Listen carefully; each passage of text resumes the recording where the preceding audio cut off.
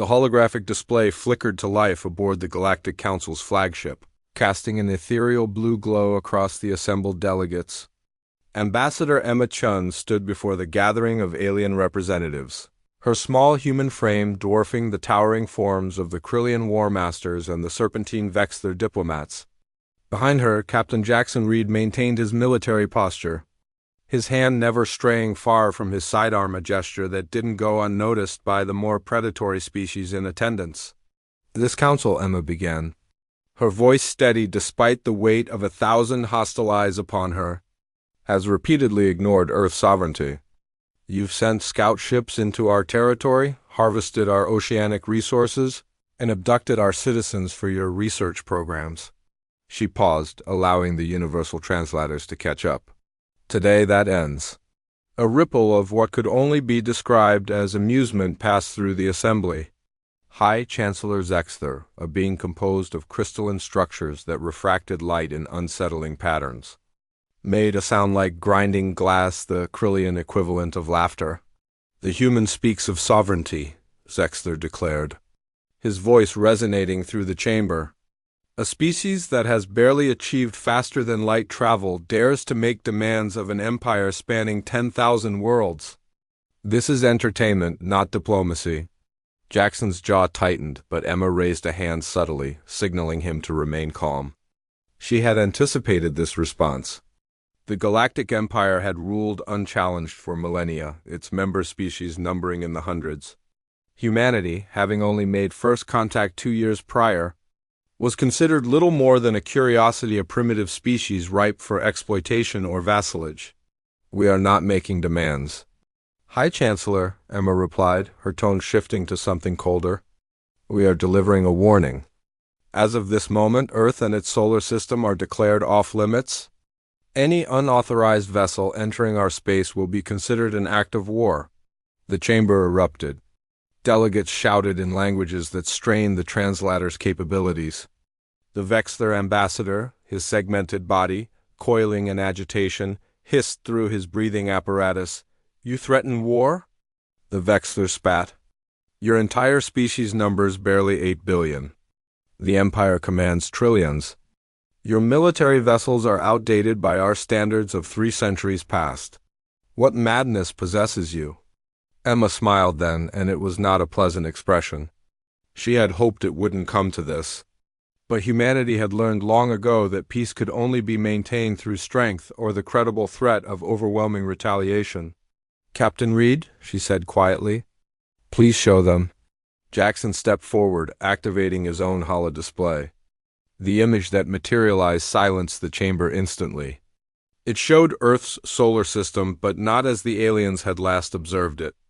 Surrounding every major celestial body, orbiting in patterns that would take quantum computers years to map, were thousands upon thousands of dark objects. "What you're seeing," Jackson explained, his military bearing evident in every word, are automated defense platforms. Each one is equipped with what we call nova drives, weaponized antimatter reactors capable of destabilizing stars. We've positioned them not just around Earth, but around every inhabited world within 100 light-years of our system. The silence that followed was absolute. Even Zexler's crystalline form seemed to dim. "Impossible," breathed a delegate from the rear, a Tholkari observer, whose species prided themselves on their technological supremacy. "Such weapons would require energy outputs that even we have not achieved. The containment alone would be impossible using conventional methods," Emma interjected. "But humanity has never been very good at conventional. We're quite skilled at finding creative solutions when our survival is at stake. We've had millennia of practice." She began to pace, her hands clasped behind her back. "You see, while your species were busy expanding across the stars, conquering and assimilating, humanity was stuck on one small planet. We couldn't spread out, so we went in. We delved into quantum mechanics, zero-point energy, and technologies you dismissed as theoretical dead ends. We had to maximize every resource, perfect every efficiency." Jackson pulled up another display, this one showing technical schematics that made several delegates lean forward despite themselves. "The Nova drives aren't just antimatter bombs. They're precision instruments capable of creating cascading stellar instabilities. Detonate one within a star's corona, and that star goes supernova within hours. The radiation wave would sterilize every planet in the system. And before you consider simply destroying Earth to eliminate the threat, Emma continued, her voice hardening, know this, these platforms are fully automated and operate on a dead man's switch protocol. If they lose contact with Earth for more than 72 hours, they activate automatically. If Earth falls, so do 147 inhabited star systems in this sector. The implications crash through the assembly like a shockwave.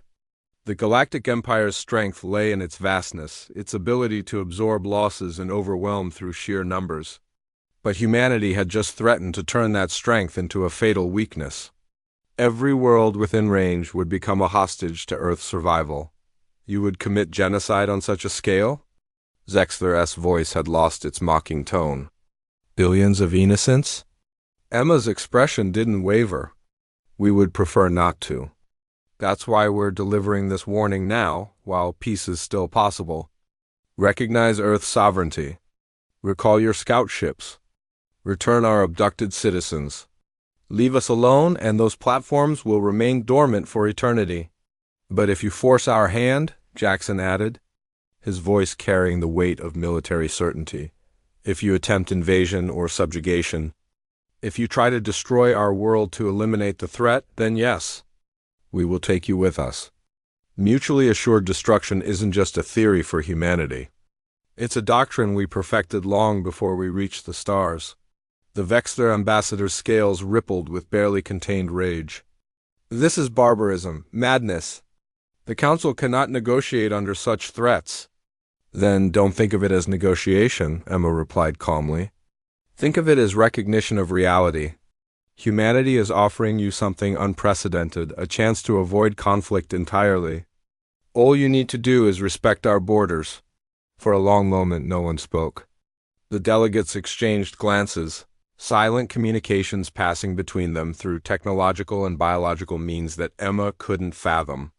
Finally, High Chancellor Zexler's crystalline structure shifted, refracting light in new patterns. The Council will... Deliberate, he said slowly. But understand this, Ambassador Chun. If you are bluffing, if these weapons prove to be a deception, the Empire's response will be absolute. Earth will be reduced to asteroids, and humanity will become a cautionary tale told to emerging species. Emma nodded. And if you call that bluff and discover we weren't bluffing, your empire will learn why humanity survived every extinction event our planet threw at us. Why we clawed our way to the top of our world's food chain despite being weaker, slower, and more fragile than the predators hunting us. It's not because we're the strongest. It's because we're the most stubborn, the most vindictive, and the most willing to take everyone else down with us rather than go quietly into the night. She gestured to Jackson and they turned to leave. As they reached the chamber's exit, Emma paused and looked back over her shoulder. One more thing, High Chancellor. Those 147 systems we've targeted? We chose them very carefully. They include the homeworlds of every major species in this council. You might survive as an empire, but none of you individually will survive if Earth falls. We've ensured that every delegate in this room has a very personal stake in keeping humanity alive and free. The walk back to their shuttle was silent. Jackson didn't speak until they were sealed inside, the craft's engines humming as they pulled away from the flagship. Do you think they'll back down? He asked, his military composure finally cracking to reveal the uncertainty beneath. Emma stared out the viewport at the vast emptiness of space. They'll verify everything first. Send stealth probes, try to disable a few platforms, test our resolve. But when they confirm we're not bluffing and they will confirm it, they'll have a choice. Accept a single star system as off-limits in an empire of 10,000 worlds or risk losing everything they've built. And if they choose war anyway? Then we've already won, Emma said quietly. Because we've made sure that victory for them is indistinguishable from defeat. That's the only lesson that matters in the galaxy. Power isn't about how much you can destroy. It's about making your destruction cost more than any victory is worth. Jackson was quiet for a long moment. When did we become the monsters? Emma's reflection in the viewport showed a sad smile. The moment we stepped into a universe full of predators, Captain. We learned a long time ago that sheep don't inherit the earth. Wolves do. And if the galaxy wants to treat us like prey, then we'll remind them that humanity never evolved to be prey. We evolved to be the thing that prey fears. As the human shuttle departed, the council chamber descended into chaos. Arguments erupted in a dozen languages simultaneously. The Thulkari demanded immediate military action. The Vexthor called for economic sanctions. The more cautious species advocated for verification before any response, Haicha. The probe fleets departed within hours. Stealth vessels, equipped with the Empire's most advanced sensor arrays, slipped into human space under every concealment protocol known to galactic science. They expected to find elaborate hoaxes, holographic projections, perhaps a few dozen actual weapons platforms that humans had, exaggerated into thousands. What they found instead sent shock waves through every council member's homeworld. The Nova drives were real. All of them. And the technical readouts confirmed something even more disturbing. The weapons were more sophisticated than anything in the Empire's arsenal. The containment fields alone represented a quantum leap in applied physics that would take Council scientists decades to replicate. More troubling still was the Dead Man's Switch protocol. Council cyber warfare specialists attempted to hack into the platform's control systems, only to discover that the platforms weren't networked. Each operated independently, with its own quantum encrypted connection to Earth. Disabling one wouldn't affect the others, and any attempt to interfere with the connection triggered an automatic countdown sequence. One probe got too close to a platform orbiting a gas giant in the Vexthor home system. The platform activated, its antimatter core beginning its destabilization sequence. For 6 terrifying hours, the Vexthor High Command watched helplessly as their sun began to exhibit unusual activity. Only when they transmitted an emergency message to Earth, formally apologizing for the intrusion and requesting intervention, did the platform stand down. Emma received that message with grim satisfaction. The galaxy had just learned that humanity's threats weren't empty posturing. 3 months later, the Galactic Council issued its first unanimous decree in recorded history. The Sol System, home of humanity, was declared a sovereign territory, its borders inviolate under penalty of immediate military intervention by the entire Council fleet. All member species were forbidden from entering the system without explicit human invitation. The official reason given was diplomatic recognition of an emerging spacefaring species. But every delegate who had been present in that chamber knew the truth. They hadn't granted humanity sovereignty out of respect or recognition. They had done it because 8 billion humans, trapped on one small world, had somehow found a way to hold 10,000 worlds hostage. They had done it because humanity had proven something that terrified species who had ruled the stars for millennia. They had proven that desperation, ingenuity, and the absolute refusal to die quietly could trump any technological or numerical advantage. They had proven that sometimes the smallest species could cast the longest shadow. Earth's final warning had been delivered. And the galaxy had listened. Because in the end, even an empire spanning 10,000 worlds could be brought to its knees by 8 billion humans and their simple, terrifying promise: you can kill us, but we'll take you with us. And unlike the empire, which had grown complacent in its power, humanity meant every word. The age of human isolation had ended not with humanity reaching out to the stars, but with the stars learning to keep their distance from humanity. And in the dark between the worlds, the Nova drives continued their silent orbits, eternal guardians of a species that had learned the most important lesson of survival. The most dangerous predator isn't the one that can kill you. It's the one that's willing to die, taking you with them.